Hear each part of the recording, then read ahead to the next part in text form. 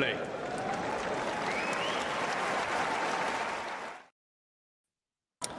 Good afternoon, everybody. I'm here with David Sammel, who fortunately is still at the French Open. I say fortunately, of course, fortune favors the brave, so they say. David, tell us a bit about yesterday's very, very tough, difficult first round win for Liam.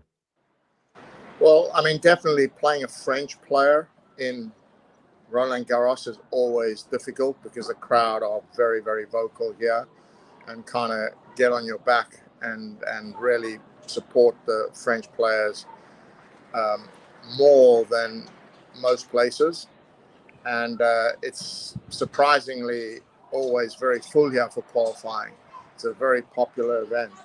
So that's the first thing you have to deal with, which is quite an aggressive crowd. And then the second thing, playing a young player who's got nothing to lose, playing his first Grand Slam, was a recipe for a lot of nerves and actually a very difficult first set. Liam didn't settle at all. Once he settled, it got a bit easier. But in the third, he had another blip with the first game and lost his serve, which from 40-15 up, which was, again, another difficult moment. But he was able to pull it together and come out the winner, which, I mean, the overriding emotion for me there was relief because it's a match he needed to win. Is it always like that for the first round in qualifying? It's just sort of a relief to get through it. Yes, I think. I mean, if you look at some of the results first round, there's always some odd results. People get very, very nervous for that first match, and you've got to try and find some form and really get through it.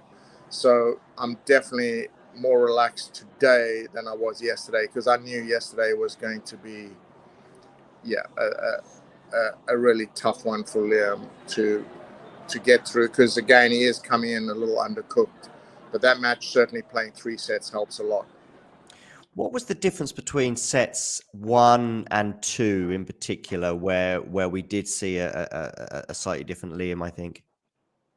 I mean, first set, he was just riddled with nerves. And I think we've had a discussion as maybe to handle that situation a little differently.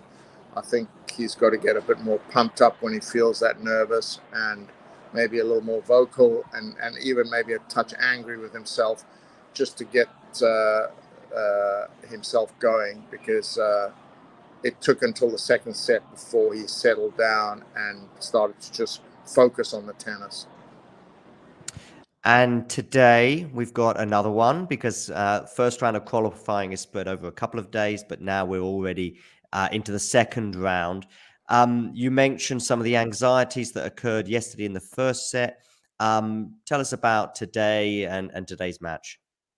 I think once you've gotten through a long match, you've hit a lot of balls and you finish quite strongly, that always helps a lot going into the second round. I think everybody's a lot more settled in the second round and it becomes more a contest of just purely the tennis on the day, which is something that makes me a little bit more comfortable. But I mean, again, every single match here is always very difficult because the desire to qualify is very, very high with every player.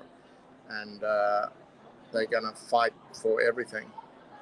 Yesterday's match, as you said, was with a much lower ranked player, but very young, had some success in the juniors. When Liam is playing somebody like that, I mean, Liam is the better known player, at least globally, if not in France. Does Liam sometimes maybe feel, or do you feel as though he's there to be sort of shot out as one of the seeds at least?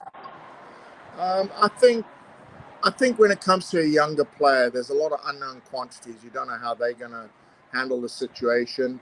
Are they going to just be very, very free with the hitting, which he was, and that unknown quantity because there's not a lot of matches you can watch with them in it. You just don't really know how they're going to react, and that's why when young players start to break through, there's there's a bit of a fear factor there when they play very well against you, because you're not sure how mentally they're going to react to everything. Whereas when guys have been on the tour for a while, you kind of know who they are as people, and that can be actually comforting, even if you know it's going to be a major battle, both game and mentally. It's quite tough to play the unknown. David, right now, of course, is in Paris, and just tell us a little bit about your day so far. How have you managed to squeeze us in for 5 or 10 minutes ahead of this match? Well, Liam's already warmed up, so we warmed up at 1 o'clock. It's, I mean, a very relaxed morning, and then came to the courts at 11:15, and then just got ready really for the practice, and that was very relaxed. And now Liam is just eating some lunch, and I've snuck off while they're eating lunch to do this. Thanks, So David. What it's is? a I good. mean, so basically, he's scheduled. I think you said fifth on, and this Yes. is something in tennis that anyone outside of tennis probably finds difficult to understand. In Formula One, you start at 2 o'clock, and you've got to Yes. build yourself up. How difficult is that to just wait and just see that clock, and then suddenly the match before or two matches before is going to a third set tiebreaker, and you're thinking, my goodness me, what time are we going to be on court? Yeah, I mean, I think the most difficult thing about it always is the eating, because you don't want to be having a lot to eat, just, and then suddenly a match goes really quick, and you're going on with a lot on board. But at the same time, you've also got to have enough fuel.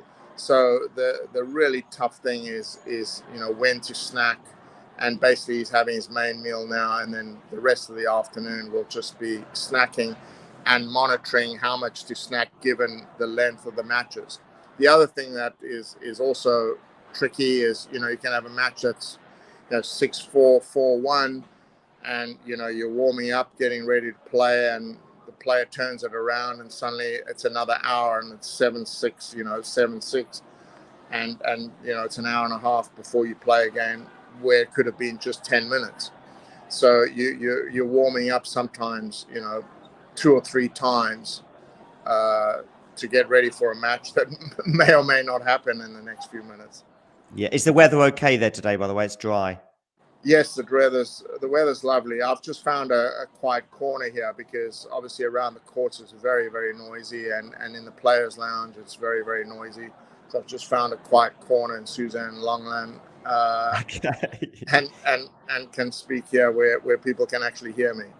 Great, David. Thanks for squeezing us in. Listen, I can't let you go without a quick word, because Liam has been airing it on social media about his outfit from yesterday. I know a lot of people have been commenting, including Andy Murray. What is your take on it? Having seen millions of outfits over, decades in the sport, Liam's certainly having a laugh about it. I don't know how you feel. Yeah, I mean it's very loud. Let's be honest, and it's not my cup of tea at all. But I think Bidu Badu have made a statement here. There's quite a lot of players in their clothing this year, and I think they Okay. definitely wanted to put their name on the map. And coming out with something this loud, is definitely doing that. Whether it helps him or not, I don't know. But they're certainly going to be much better known after this tournament than they were coming in. I do Definitely. know kids seem to absolutely love it, though. Well, So, it's all about the kids, hey, David? well, it's all about the kids and the PR, I guess. Yeah, indeed. So I think they're getting what they wanted. Well, let's fingers crossed that Liam can get the result that he and you want today. And I'm sure Thank we'll be you. touching base again very soon. David, I just want to say a big thanks for squeezing 10 minutes in, in the bowels of Susan Longland or in the bowels of the French Open. It's been great to talk to you. Cheers. You're Thanks, welcome. David. Cheers. Bye-bye. David Sammel, thanks for tuning. Make sure you hit the subscribe button, and we'll speak to you all